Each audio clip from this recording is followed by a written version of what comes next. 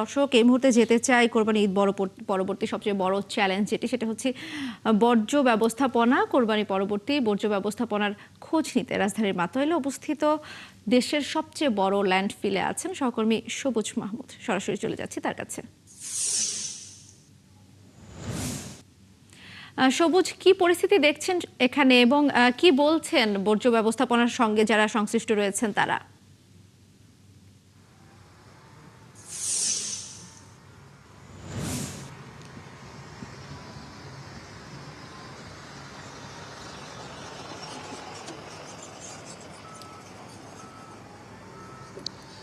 দোলনা, এই যে মাতোয়াল ল্যান্ডফিলে কিন্তু আমি প্রতি মিনিটে প্রায় 3 থেকে 4টি এই যে ড্রাম ট্রাক আছে, সেই ড্রাম ট্রাকে এই কোরবানির যে বর্জ্য আছে সেগুলো ফেলতে দেখছি। এবং এখানে কিন্তু যারা ট্রাক ড্রাইভার আছে তাদের সাথে কথা বলে জেনেছি তারা ইতিমধ্যে এক একজন 5 থেকে 6টি ট্রিপে এই ময়লা এখানে এসে বিভিন্ন জায়গা থেকে এনে এখানে ফেলছেন। এবং এইটি যেহেতু এখানে ঢাকার দক্ষিণ সিটি কর্পোরেশনের এই যত বর্জ্য আছে সবগুলো বর্জ্য এখানে ফেলা হয় এই মাতোয়াইল ল্যান্ডফিলে। এবং দক্ষিণ সিটি কর্পোরেশনের কর্তৃপক্ষরা সকাল থেকে বর্জ্য ব্যবস্থাপনা নিয়ে কাজ করেছেন এবং তারা বলেছেন যে দক্ষিণ সিটি কর্পোরেশনের বর্জ্য আজকের প্রথম দিনের বর্জ্য রাত 2টা নাগাদ শেষ হতে পারে। এবং এই জন্য দক্ষিণ সিটি কর্পোরেশনের প্রায় 13,000 পরিচ্ছন্নতা কর্মী কাজ করছেন।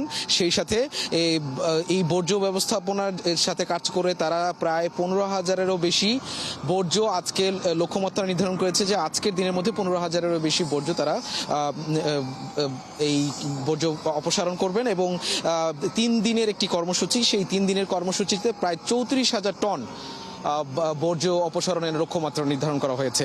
এছাড়া আপনাকে আমি যদি উত্তর সিটি কর্পোরেশনের এই তথ্য জানাই, উত্তর সিটি কর্পোরেশন থেকে আমাদেরকে জানানো হয়েছে যে দুপুর 12টা থেকে বিকেল 4টা পর্যন্ত প্রায় 4,500-এর বেশি টন বর্জ্য তারা কিন্তু অপসারণ করেছে এই উত্তর সিটি কর্পোরেশন থেকে। এবং এখন পর্যন্ত 1,000-এরও বেশি ট্রিপ তারা এই বর্জ্য যেই বহনকারী যে ট্রাকগুলো আছে সেই ট্রাকগুলোর মাধ্যমে অপসারণ করা হয়েছে।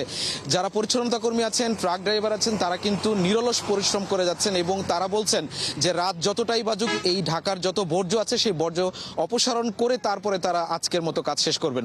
তো সিটি কর্পোরেশনের পক্ষ থেকে আমাদেরকে জানানো হয়েছে যে আজকে রাত 9টায় দক্ষিণ সিটি কর্পোরেশনের একটি সংবাদ সম্মেলন আছে, সেখানে আরো বিস্তারিত তাদের কর্মযোগ্য সম্পর্কে আমাদেরকে জানাবেন। এই ছিল বর্জ্য ব্যবস্থাপনার সর্বশেষ খবর। দোলনা। সবুজ, আপনাকে অসংখ্য ধন্যবাদ। আপনি সেখানে রয়েছেন, নিশ্চয়ই পরবর্তীতে আপনার সঙ্গে আবার আমরা যুক্ত হব।